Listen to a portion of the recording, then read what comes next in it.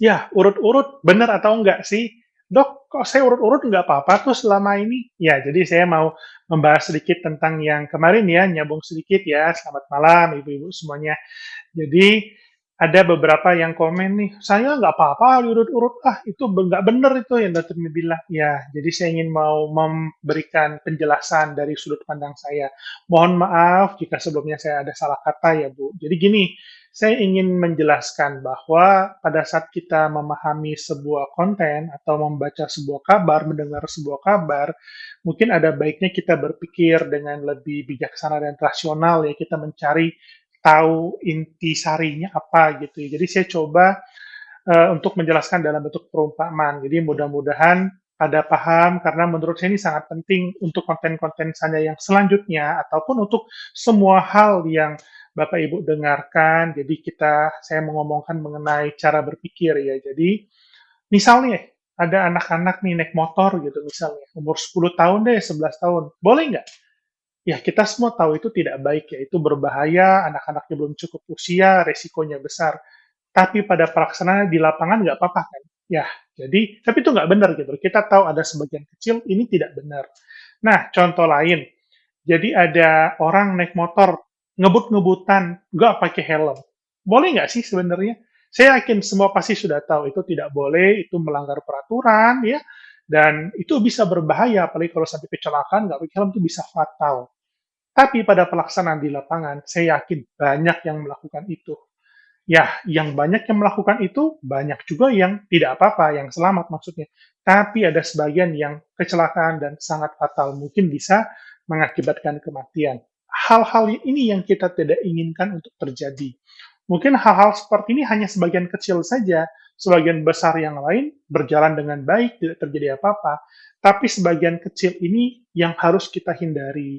Nah, saya dan mungkin teman-teman dokter yang lain memberikan edukasi, salah satunya melalui video TikTok ini, supaya kejadian ini tidak terjadi. Walaupun hanya sebagian kecil saja, tapi kita berupaya menjelaskan apa risikonya dan mudah-mudahan tidak pernah terjadi.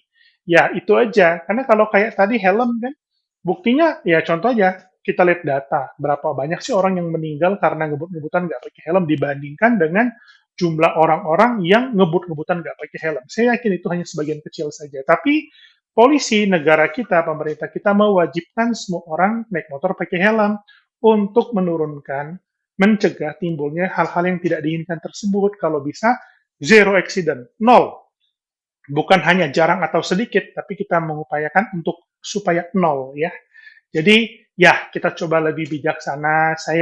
Kalau saya ngomong itu bukan berarti pasti 100% terjadi. Misal sakit darah tinggi nggak makan obat darah tinggi bisa stroke. Bukan berarti nggak makan obat langsung stroke, itu enggak. Tapi resiko ke arah sana makin besar kalau tidak makan obat. Tidak 100% pasti terjadi.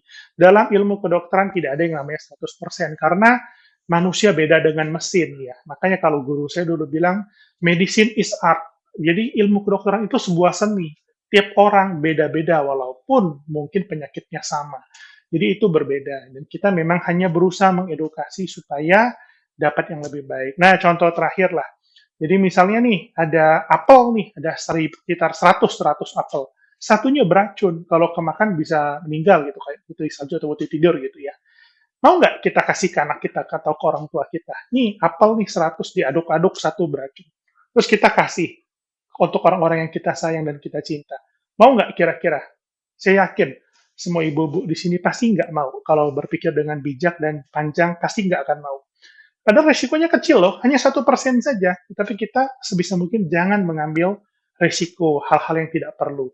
Terkadang kita tidak sayang dengan diri kita sendiri, tapi kita sangat sayang dengan orang lain dan orang yang kita cintai. Jadi kita umpamakan itu terjadi dengan orang-orang yang kita sayangi. Pasti kita tidak akan pernah mau di orang-orang yang kita sayangi itu untuk celaka, walaupun kemungkinannya hanya 1% atau kemungkinannya kecil saja.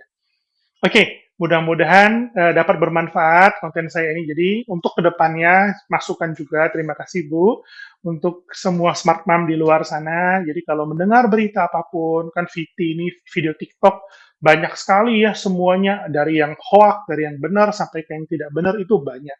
Kita harus mendengar, menerima, mencernanya satu persatu dengan bijaksana ya, dengan rasional.